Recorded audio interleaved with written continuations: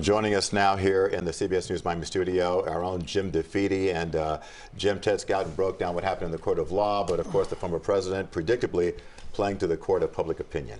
And we saw that by where did he go from the courthouse? He went to Versailles. And I think that the Versailles trip really served a couple of purposes. One, it was to show a certain level of defiance, that he was not going to give the prosecutors the benefit of seeing him down or seeing him change his behavior. He went to Versailles. But I think it served an even greater point for the former president in that it rejuvenated him. It gave him that lift.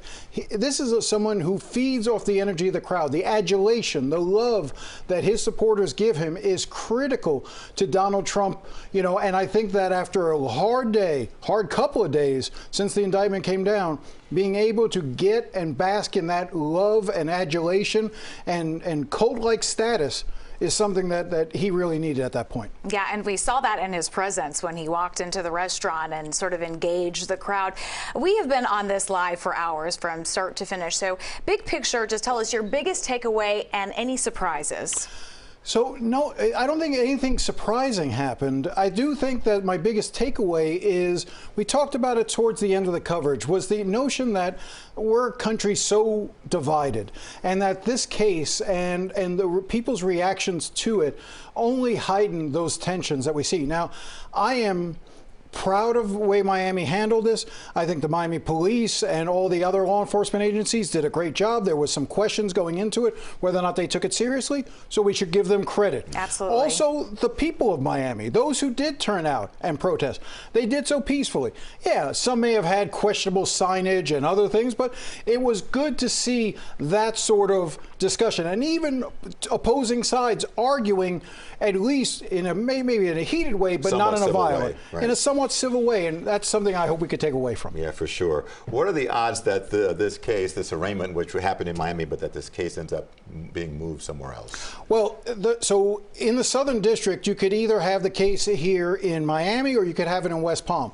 If you're talking about a larger issue of a change of venue, maybe take it to some other place outside of the Southern District of Florida, I don't see that happening. This is where Donald Trump wants the case to be.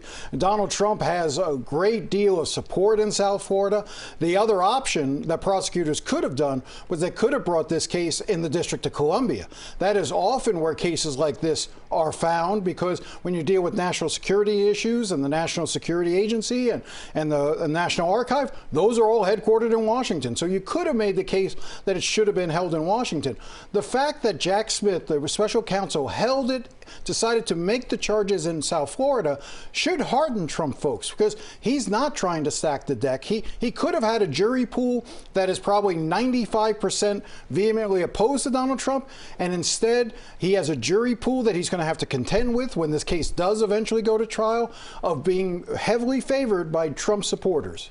Well, Jim, certainly appreciate your insight for all these several hours and for months to come, potentially. Yeah, we just ran the first lap today, I feel. We could be still talking about this a year and a half from now, for sure.